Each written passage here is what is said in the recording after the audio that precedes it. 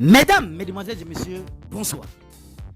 Voici réellement ce qui s'est passé en Côte d'Ivoire entre Jérémy Sorel Nditap et Samuel Eto'o à Bouaké. La relation tumultueuse entre Jérémy Sorel Nditap et Samuel Eto'o, qui a débuté pendant leurs années en tant que joueur, semble persister alors qu'ils entrent dans leur cinquantaine. Malgré l'apparence calme et civilisée de Jérémy Sorel Nditap, son tempérament sanguin s'est révélé à plusieurs reprises, en particulier lorsqu'il s'agit de Samuel Eto'o. Lors des jours de leur sélection, les tensions ont souvent éclaté entre les deux personnalités fortes, marquées par des échanges musclés, voire des échanges de coups. Cette rivalité a atteint un nouveau sommet après la victoire des Lions indomptables contre la Gambie à Bouaké. Les festivités qui ont suivi la victoire ont failli tourner au vinaigre dans les vestiaires.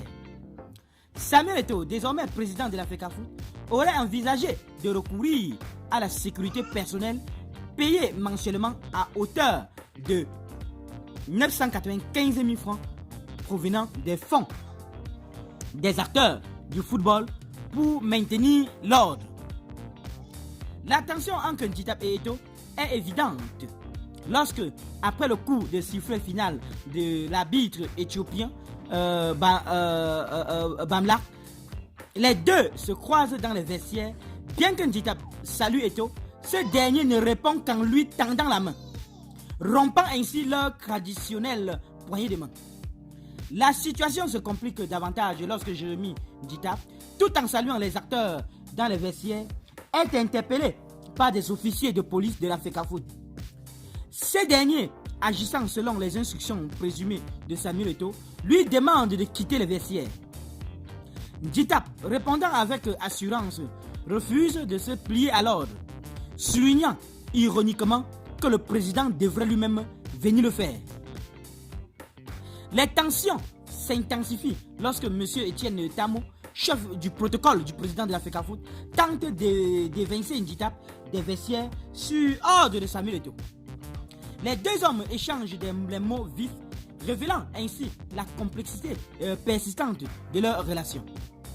La scène révèle les querelles persistantes entre ces deux figures emblématiques du football camerounais, montrant que même après leur carrière de joueur, les rivalités peuvent perdurer et influencer les relations dans le monde du football. La victoire sur le terrain peut être célébrée, mais les rivalités personnelles peuvent perdurer, laissant entrevoir les relations complexes en coulisses. Qu'en pensez-vous sur cette affaire, chers internautes? Donnez vos avis en commentaire, sans hésiter de vous abonner à la chaîne, tout en activant la cloche de notification pour ne plus rien rater de nos prochaines vidéos. À très bientôt.